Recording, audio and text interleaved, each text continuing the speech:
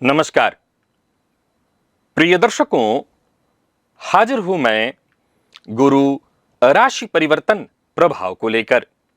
2 जून 2026 को मध्य रात्रि के पश्चात लगभग 2:25 पर देवगुरु बृहस्पति अपनी वर्तमान मिथुन राशि को छोड़कर कर्क राशि में प्रवेश करने जा रहे हैं। कर्क वह स्थान है जहां देवगुरु बृहस्पति परमुच्च के होते हैं।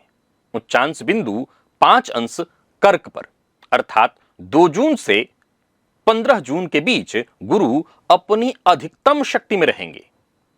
शास्त्र में देवगुरु को देवताओं का आचार्य, उन्हें जीव का कारक, अर्थात हम सब के भीतर जो चैतन्य है उस चैतन्य का स्वामी, देवगुरु को श्रेय का कारक कहा गया है, अर्थात जीवन में जो भी कल्याण होता है उसके स्रोत हैं देवगुरु। ज्ञान और बुद्धि उनसे प्रकट होती है, धर्म और नैतिकता उनसे संरक्षित रहती है। वह धन जो परिश्रम से नहीं सौभाग्य से आता है उसके वो स्वामी हैं। संतान, विशेषकर पुत्र, उनके अधिकार में है। गुरु, पिता और बड़े बुजुर्ग उनके प्रतिनिधि हैं देवगुरु बृहस्पति। स्त्रियों के लिए पति का स्थान वे ही निर्धारित करते हैं, तो वहीं दीर्घ यात्रा, तीर्थ और दूर देश उनके क्षेत्र में है। उच्च शिक्षा और शास्त्रीय विद्या उनकी कृपा से ही जातक को यह प्राप्त होता है। और सबसे महत्वपूर्ण, देवगुरु बृहस्पति की अमृत दृष्टि, यानी बाकी ग्रहों के पास अमृत दृष्टि नहीं है, देवगुरु के पास शास्त्र कहता है कि उनकी दृष्टि अमृतमयी है। जिस भाव को वो देख लेते हैं वो भाव फलने फूलने लगता है। 2 जून 2026 को गुरु कर्क में आएंगे, तो वहीं 14 जुलाई से 12 अगस्त के बीच वो अस्त रहेंगे। इस अवधि में विवाह, गृह प्रवेश, यज्ञोपवीत आदि शुभ मांगलिक कृत्य नहीं होंगे। 13 अगस्त से वो पुनः उदित होंगे और 31 अक्टूबर 2026 को वो सिंह राशि में प्रवेश कर जाएंगे।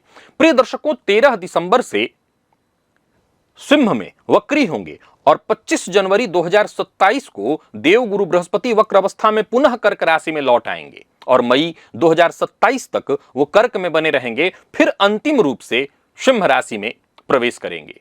बृहस्पति कर्क में रहते हुए 3 नक्षत्रों से गुजरेंगे। पहले पुनर्वसु के अंतिम चरण से, जिसके कि वो स्वयं स्वामी हैं, फिर पुष्य नक्षत्र से, जिसके वो देवता हैं स्वयं बृहस्पति, यानी एक तरह से देखा जाए तो यह उनका मंदिर, और अंत में आश्लेषा नक्षत्र, जिसके स्वामी बुध और देवता नाग। चलिए चर्चा प्रारंभ करते हैं। कल हमने मेष, वृषभ, मिथुन और कर्क, इन 4 राशि के जातकों के लिए देवगुरु बृहस्पति के गोचर प्रभाव को जाना था। आज सिंह, कन्या, तुला, वृश्चिक, इन 4 राशि और लग्न के जातकों के लिए देवगुरु बृहस्पति के इस गोचर का विस्तृत प्रभाव हम जानेंगे। प्रिय दर्शकों, प्रारंभ में ही बता दूं, यह राशिफल आप अपने लग्न और राशि दोनों के आधार पर देखिए। आज की पहली जो राशि है सिंह है।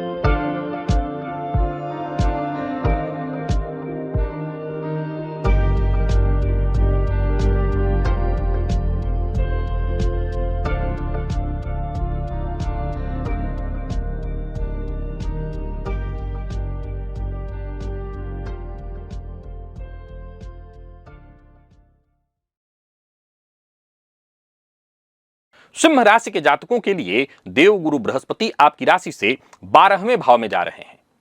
12वां भाव किस चीज का है? तो व्यय का, विदेश का, सैया सुख, मोक्ष, एकांत और गुप्त शत्रु का स्थान है। देवगुरु बृहस्पति को शास्त्र में इस भाव में उच्च राशि में होने के चलते मिश्र फलदायी, यानी मिश्रित फल देने वाला माना गया है, क्योंकि यह भाव व्यय का है और देवगुरु बृहस्पति धन के कारक हैं। परंतु दूसरी ओर यह मोक्ष का स्थान है और देवगुरु बृहस्पति धर्म के कारक हैं। जब यह गुरु परम उच्च हो तो व्यय धर्म में बदल जाता है, अर्थात जातक का जो धन है वो शराब और अय्यासी में नहीं, पुण्य कृत्य में होता है, अच्छे कार्यों में होता है। उसे हम हानि नहीं कह सकते, बल्कि उसको हम धर्म में निवेश कहेंगे।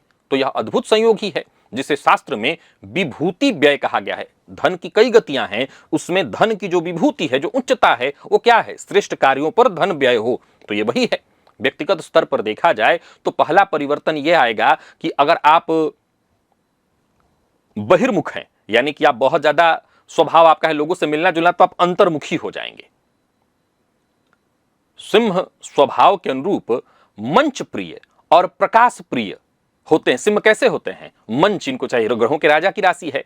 तो इस गोचर काल के दौरान आपको अकेलापन पसंद भी आएगा और अकेलेपन से अवसाद नहीं होगा, बल्कि आत्मिक चिंतन, ध्यान, साधना इत्यादि की ओर स्वाभाविक आपकी रुचि बढ़ेगी। धार्मिक जो ग्रंथ हैं उसकी ओर आपका जो आकर्षण स्वाभाविक रूप से बढ़ेगा। नींद भी खूब अच्छी आएगी। और सबसे बड़ी बात, इस गोचर काल के दौरान अगर स्वप्न की बात करें तो स्पष्ट स्वप्न दिखाई पड़ेंगे। स्पष्ट स्वप्न क्या होते हैं? यानी पूर्व भविष्य में जो घटित होने वाली घटनाएं हैं उनको स्वप्न के माध्यम से इस गोचर काल के दौरान आप देख सकेंगे। देवगुरु बृहस्पति का 12वें में होना इस बात का संकेत है कि भविष्य को लेकर के विदेश यात्रा इत्यादि के प्रबलतम योग बन रहे हैं। जो लोग विदेश में कई वर्षों से जाने का प्रयत्न कर रहे हैं, उनकी स्थिति न वीजा, कभी पासपोर्ट, कभी कुछ ऐसी समस्याएं आ रही हैं, उनके लिए जून जुलाई का जो समय है बड़ा अद्भुत है। इस दौरान विदेश जाना, विदेश में बसना, आपकी अगर ये इच्छा है तो ये पूर्ण होने वाली है। 2027 के प्रारंभ में देवगुरु बृहस्पति का जो पुनः एक बार कर्क में आगमन होगा, यानी मिथुन में सिंह में जा रहे हैं, सिंह से फिर कर्क में आएंगे, तो ये वो समय होगा जहां हर हाल में आप अगर विदेश में चले गए हैं तो वहां बसने का रास्ता आपको मिल जाएगा। जो लोग नौकरी करने वाले हैं उनके लिए अगर देखा जाए तो गुरु 3 प्रकार के परिवर्तन आपके जीवन में लाएंगे। पहला, स्थानांतरण, ऐसे जगह जहां थोड़ी दूरी हो जाएगी घर से, संभवतः विदेश जाना या संभवतः जन्मस्थान से सीमावर्ती राज्य में जाना, यानी दूरी पर चले जाना।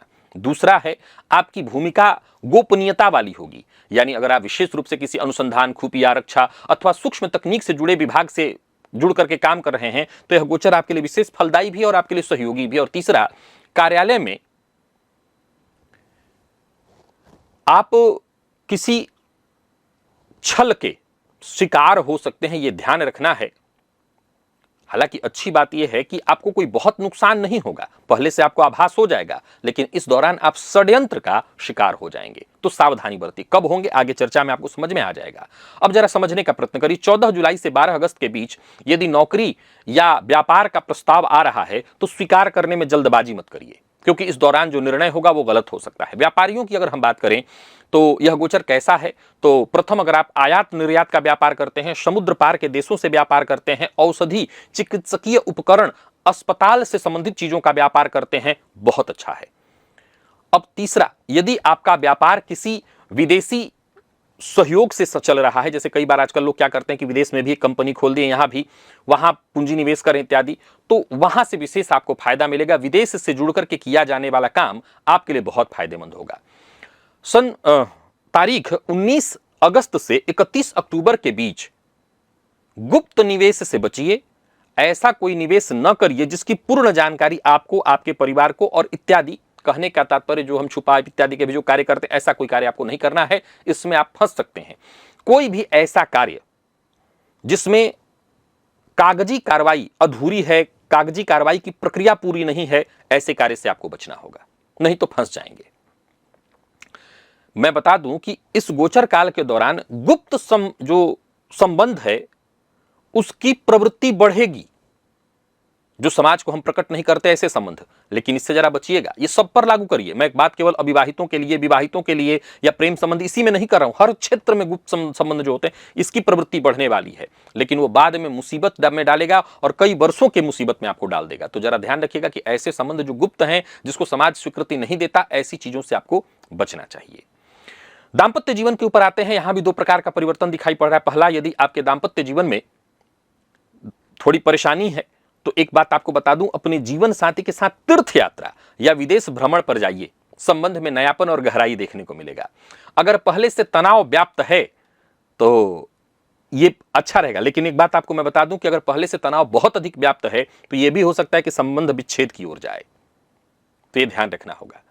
जीवन साथी के स्वास्थ्य का आप इस गोचर काल के दौरान विशेष ख्याल रखिएगा। संभवतः कोई ऑपरेशन इत्यादि कराना पड़ सकता है। इस गोचर काल के दौरान अस्पताल पर जो खर्च होगा वो जीवन साथी के स्वास्थ्य के रूप में ही खर्च होगा। विद्यार्थियों की बात करूं तो यह गोचर अच्छा है। जो शोध के विद्यार्थी हैं उनके लिए बहुत अच्छा है। जो लोग रिसर्च इत्यादि कर रहे हैं, विशेष करके लाइब्रेरी में जाकर के जो लोग पढ़ते हैं उनके लिए यह समय बहुत अच्छा रहने वाला है। लाइब्रेरी में बैठ करके पढ़िए, गहन चिंतन इत्यादि के लिए बहुत अच्छा है। दर्शन, मनोविज्ञान, गणित, भौतिकी यानी फिजिक्स इत्यादि के विद्यार्थियों के लिए स्वर्णिम काल होने वाला है। जो लोग विदेश में जाकर के स्कॉलरशिप प्राप्त करके पढ़ने के लिए तैयारी करें, खूब जी जान लगा करके पढ़ाई करें, क्योंकि आपको स्कॉलरशिप मिलने वाला है। यह वर्ष बहुत अच्छा है पढ़ाई के मामले में, सामूहिक अध्ययन के मामले में। और स्वास्थ्य के दृष्टिकोण से देखें तो बाईं आंख, निद्रा का भाव है 12वां भाव, पैरों में सूजन, पुरानी मोच अथवा कोई पंजों में जकड़न इत्यादि की शिकायत जो पहले से थी वो बढ़ सकती है, तो डॉक्टरी इलाज की आपको आवश्यकता होगी। अनिद्रा की शिकायत आपको हो सकती है, या ये भी हो सकता है अति निद्रा। दोनों में से कोई एक चीज हो सकता है। अगर आपकी कुंडली का 12वां भाव ठीक है तो अति निद्रा, और पीड़ित है तो अनिद्रा की शिकायत आएगी। तो नियमित सबको करिएगा। बाकी 12वें का गुरु एकांत में जाने के लिए बहुत प्रेरित करता है। ध्यान, साधना इत्यादि के लिए बहुत अच्छा है। इसको आप जरूर करिए, इससे आपको फायदा ही मिलेगा। अब यहां पर मैं आपको बता दूं कि देव गुरु बृहस्पति 2 जून को जैसे ही प्रवेश कर रहे हैं, यह अल्प अवधि का समय होगा। कब से कब तक? तो 2 जून से 17 जून तक। और इस अल्प अवधि में पुनरागमन, कोई पुराना मित्र या कोई पुराना संपर्क, कोई पुरानी चीज, कोई पैसा आपको किसी को देकर के फंसे हुए थे, वो लौट आने का योग बन रहा है। तो इस दौरान अच्छा है सब कुछ। तो अब मूल बात जिस पर आपको ध्यान रखना है, पूजा पाठ, ध्यान, साधना, आराधना, यही करना है। 19 अगस्त से 31 अक्टूबर के दौरान, जबकि देवगुरु आश्लेषा में होंगे, यह ध्यान रखिएगा कि जो आपके गुप्त शत्रु हैं वो बहुत सक्रिय हो जाएंगे, वो आपका विरोध करेंगे। हालांकि उनकी असलियत सबके सामने आ जाएगी, पर वो आपका विरोध करेंगे, आपके खिलाफ षड्यंत्र रचेंगे। देवगुरु बृहस्पति की 3 दृष्टियां होती हैं, जिसके बारे में हम सब जानते हैं। तो इनकी जो 5वीं दृष्टि है वो आपके चतुर्थ भाव पर है। चौथा भाव किस चीज का है? माता का है, गृह का है, सुख का है। तो माता के स्वास्थ्य में सुधार देखने को मिलेगा। गृह निर्माण या जीर्णोद्धार यानी परिवर्तन करना चाहते हैं, पुनर्बनवाना चाहते हैं घर को। सप्तम दृष्टि षष्ठ पर होने से रोग, रिपुण से मुक्ति, उस पर विजय की प्राप्ति होगी, शत्रु पराजित होंगे। और गुरु की सबसे महत्वपूर्ण दृष्टि जो है वो है 9वीं दृष्टि। कहां? तो आपके अष्टम भाव पर। साधना, आराधना, ध्यान में रुचि तो होगी ही होगी। आयु से संबंधित यानी स्वास्थ्य से संबंधित कोई विशेष परेशानी है तो उसमें आपको राहत मिलेगी। अप्रत्याशित धन का लाभ, पुश्तैनी संपत्ति की प्राप्ति, ससुराल पक्ष से भी धनागमन की संभावना है। तो कुल मिलाकर के देखें तो यह गोचर आपके लिए बढ़िया है और इस गोचर का आपको खूब लाभ उठाना चाहिए। अब सर्वश्रेष्ठ तो नहीं कह सकता हूं, अच्छा है, इसका आपको लाभ उठाना चाहिए। उपाय के तौर पर 2 जून को जैसे ही देव गुरु बृहस्पति कर्क में प्रवेश कर रहे हैं, मैं आपको उपाय बता रहा हूं, वो उपाय आप करिएगा, इससे फायदा मिलेगा। किसी निर्धन व्यक्ति को या फिर वृद्धाश्रम में जाकर के अन्न दान करिए। निर्धन व्यक्ति को अगर आप खिलाते पिलाते हैं, भोजन या उसके खाने पीने की व्यवस्था उठा लेते हैं, या वृद्धाश्रम में किसी एक व्यक्ति के खाने पीने की व्यवस्था आप उठा लें, या कुछ पैसा समय समय पर देते रहें अपनी क्षमता के अनुसार, तो यह गोचर आपके लिए बढ़िया होगा। और अपने जीवन साथी के साथ तीर्थ यात्रा कम से कम इस गोचर काल के दौरान जरूर कर लीजिएगा। तीर्थ यात्रा पर जाने से यह गोचर और अधिक श्रेष्ठ फलदायी बन जाएगा।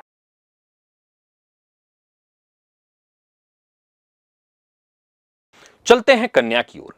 कन्या राशि के जातकों के लिए कहना नहीं कि यह गोचर वरदान से कम नहीं है।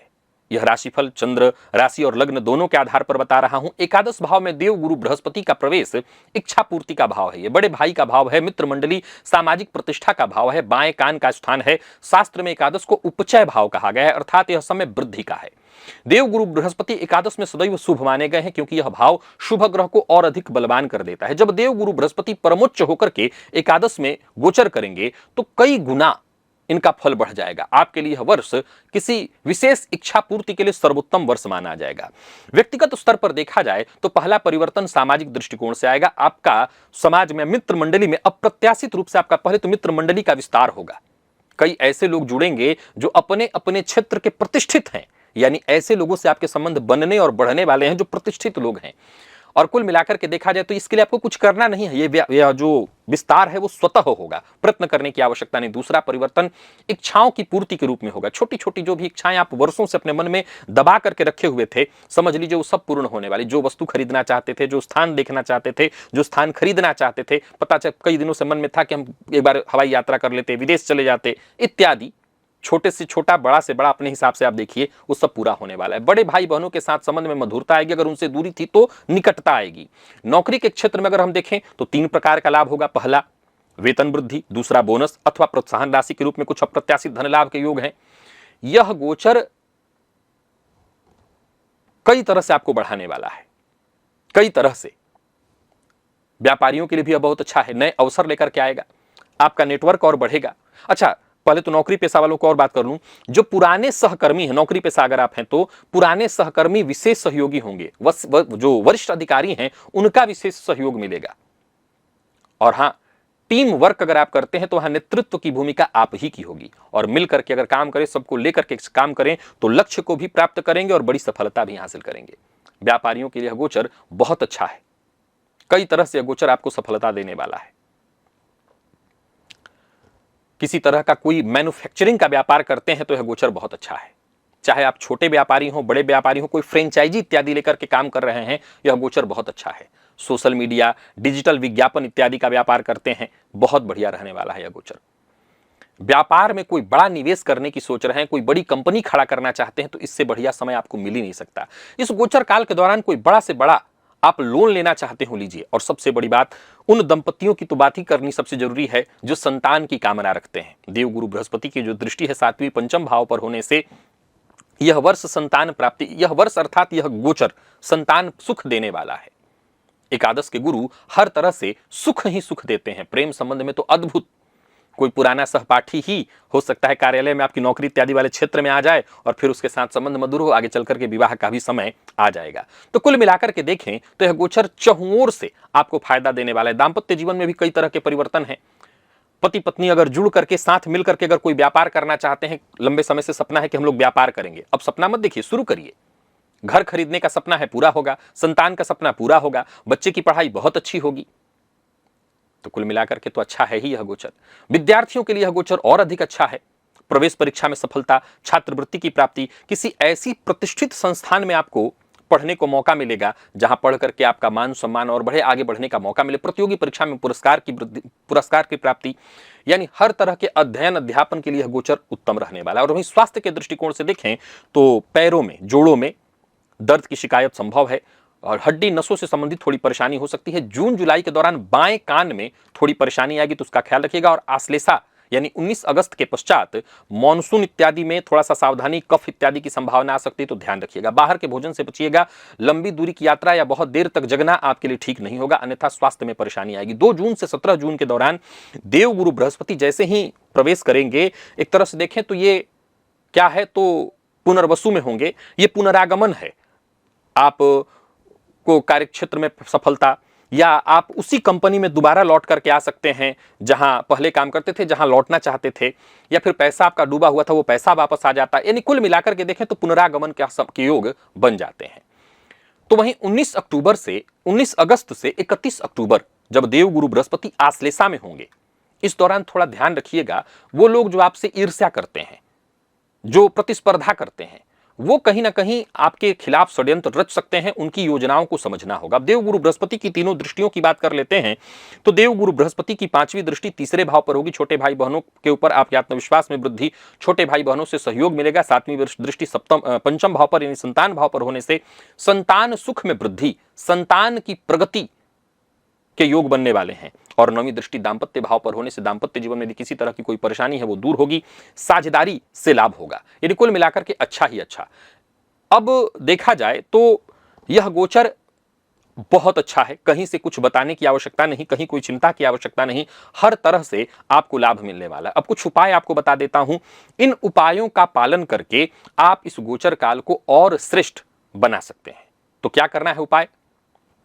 तो 2 जून से ही आप ये उपाय शुरू करिए कि विष्णु सहस्त्र नाम का पाठ, या भगवान श्री विष्णु के मंदिर में जाकर के दर्शन, केले का पौधा लगाइए अपने हाथ से, पीपल का पौधा गुरुवार के दिन लगाइए, और पड़ोसियों के साथ अच्छा संबंध बना करके रखिए। तो यह गोचर आपके लिए बेहद श्रेष्ठ फलदायी हो जाएगा।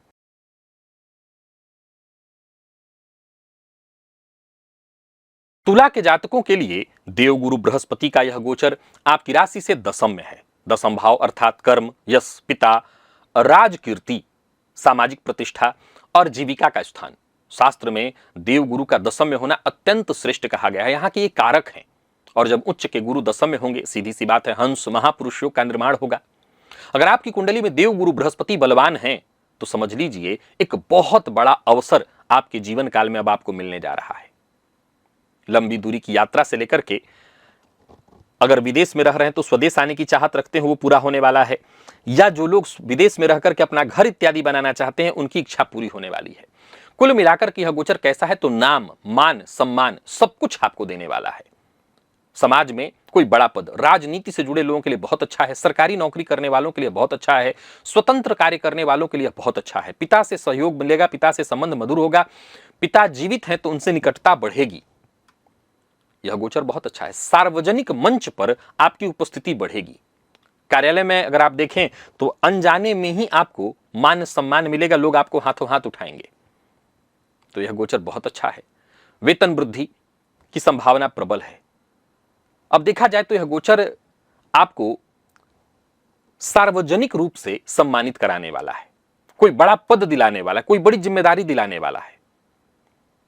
नौकरी पेशा लोगों के लिए सर्वश्रेष्ठ इस समय को माना जाएगा। व्यापारियों के लिए भी बहुत अच्छा और सरकारी नौकरी वालों के लिए सबसे अच्छा। जो लोग स्थानांतरण चाहते हैं, जो लोग प्रमोशन चाहते हैं, उन सब के लिए यह गोचर बहुत बढ़िया है।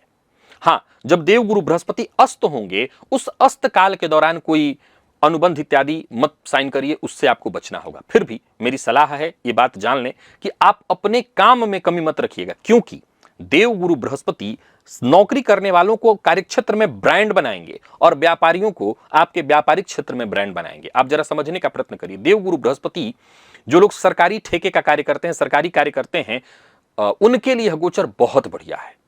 जो लोग सलाह देते हैं, सरकारी सलाह इत्यादि का काम करते हैं, या आप लॉ फील्ड से जुड़े हुए हैं, मेडिकल फील्ड से जुड़े हुए हैं, वास्तु के फील्ड से जुड़े हुए हैं, ज्योतिषी हैं, यह समय असाधारण है आपके लिए।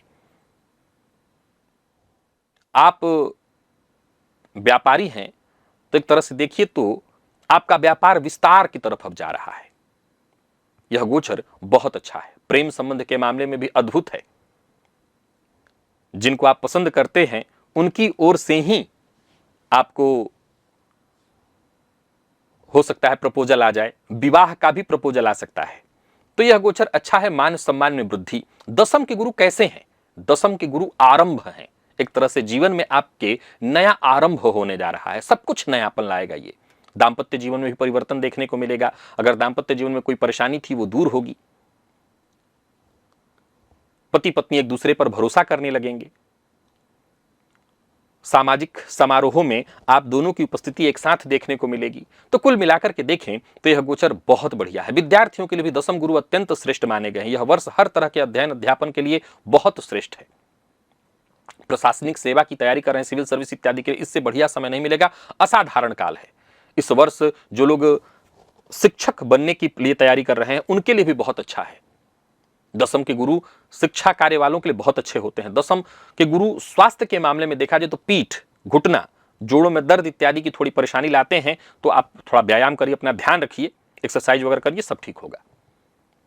अति परिश्रम की प्रवृत्ति से बचिए। शरीर का ध्यान रखना बहुत जरूरी है। संतुलन में ही, और वो भी अनुशासन के साथ संतुलन में ही आप अपने स्वास्थ्य को ठीक रख सकते हैं। 2 जून से 17 जून तक जब देवगुरु बृहस्पति प्रवेश कर रहे हैं पुनर्वसु में, यानी कर्क में, पुनर्वसु में रहते हुए कर्क में, यह बहुत बढ़िया समय होगा।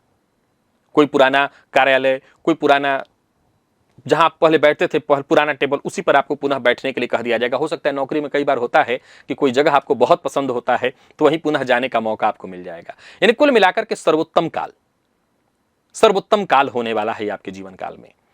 19 अगस्त से 31 अक्टूबर आश्लेषा में देवगुरु रहेंगे। तो जरा पॉलिटिक्स से सावधान रहिएगा। नौकरी पेशा लोगों के लिए विशेष रूप से कहना चाहता हूं, कार्यस्थल पर पॉलिटिक्स बहुत ज्यादा होगा, उसमें आप फंस सकते हैं, तो इससे जरा बचिएगा। पॉलिटिक्स में पढ़ना ठीक नहीं है। और देवगुरु की तीनों दृष्टियों की यदि हम बात करें तो देवगुरु बृहस्पति की 5वीं दृष्टि कहां होगी? तो आपके द्वितीय भाव पर होगी, धन भाव पर होगी, कुटुंब भाव पर होगी। बहुत अद्भुत है। धन आगमन और धन संचयन दोनों होने वाला है। चतुर्थ भाव पर देवगुरु बृहस्पति की दृष्टि, नया घर, नया वाहन, यानी एक तरह से घर है तो घर का जीर्णोद्धार, माता के स्वास्थ्य में स्थिरता, सब कुछ देखने को मिलेगी। और 9वीं दृष्टि षष्ठ पर रोग, रिपु, ऋण से शीघ्र मुक्ति के योग है। यानी यह गोचर हर तरह से आपको फायदा देने वाला है, आपके पक्ष में है। इसका जितना आप लाभ उठा सकते हो उतना लाभ उठाइए। और बाकी अगर देवगुरु बृहस्पति के इस गोचर के उपाय की हम चर्चा करें तो देवगुरु बृहस्पति जैसे ही प्रवेश कर रहे हैं 2 जून को आपकी राशि से दशम में, सबसे पहला उपाय आपको ये करना है, अपने हाथों जो भी पहला गुरुवार आए एक पीपल का पौधा अवश्य लगा दीजिएगा और अपने इष्ट देवता के मंदिर में जाइए, उस मंदिर की साफ सफाई करिए। घर के मेज पर या जहां बैठ करके काम करते हो वहां पीला फूल अवश्य रखिए। यह करना आपके लिए फायदेमंद होगा। और गुरुवार के दिन विशेष रूप से केसर का तिलक अपने माथे पर लगाइए तो यह गोचर आपके लिए उत्तम सिद्ध होगा।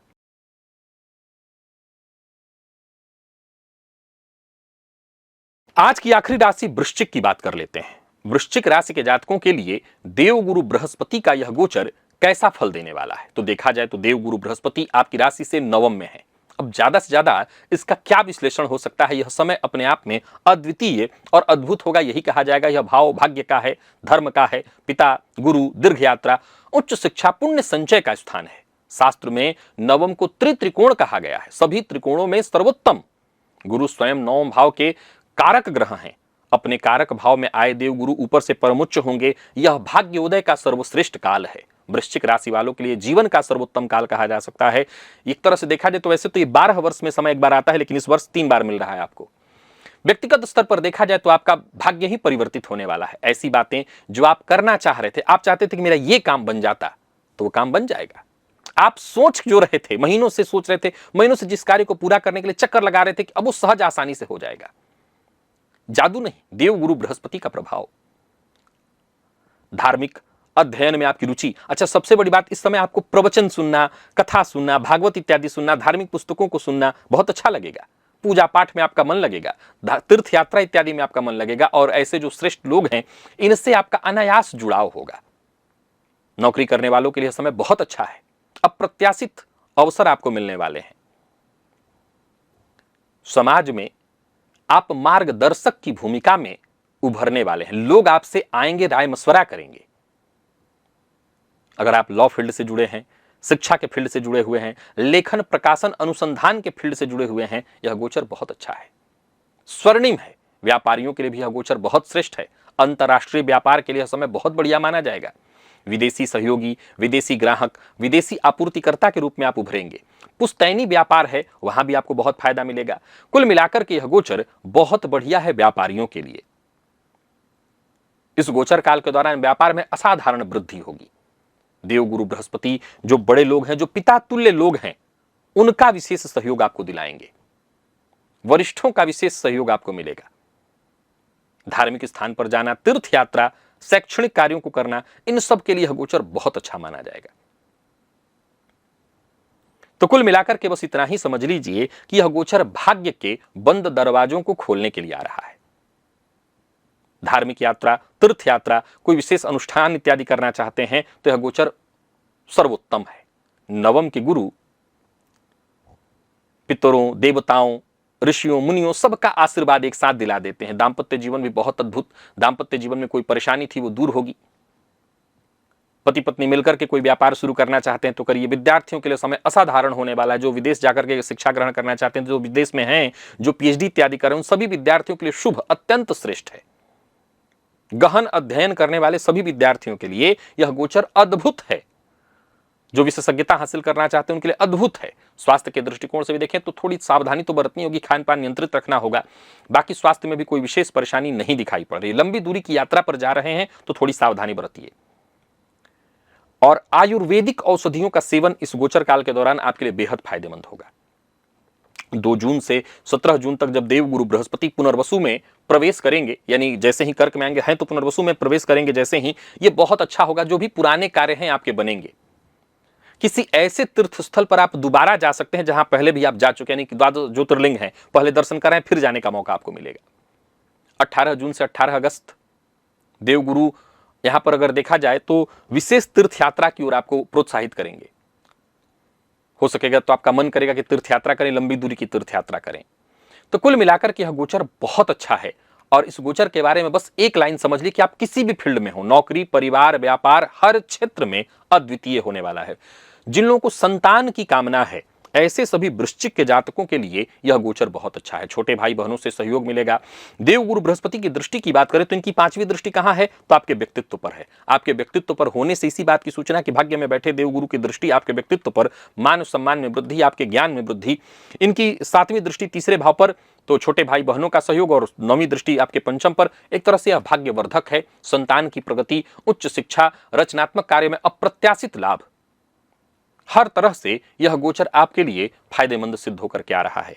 यानी कहने का तात्पर्य, ज्यादा इसमें कुछ बताने की आवश्यकता नहीं कि कोई चिंता, कोई किंतु परंतु कुछ भी नहीं है। हां, उपाय के तौर पर आपको इस गोचर काल को और श्रेष्ठ बनाने के लिए अपने इष्ट देवता के मंदिर में जाना, उनका दर्शन करना। 2 जून के पश्चात गुरुवार के दिन विशेष रूप से पिता या पिता तुल्य लोगों का चरण स्पर्श करना शुरू करिए। नहीं है तो उनके चित्र को ही प्रणाम करना शुरू करिए। घर के पूजन स्थल पर बैठ करके गीता 12वां और 15वें अध्याय का पाठ करिए। नहीं कर सकते तो 1-2 श्लोक ही पढ़ा करिए। ये करिए, इससे आपको विशेष फायदा मिलेगा। धार्मिक कृत्यों को करने से यह गोचर आपके लिए विशेष प्रभावी और श्रेष्ठ फलदायी हो जाएगा। तो प्रिय दर्शकों, आज की चर्चा यहीं समाप्त होती है। आज हमने चर्चा की 4 राशियों की। कौन कौन? तो सिंह, कन्या, तुला और वृश्चिक।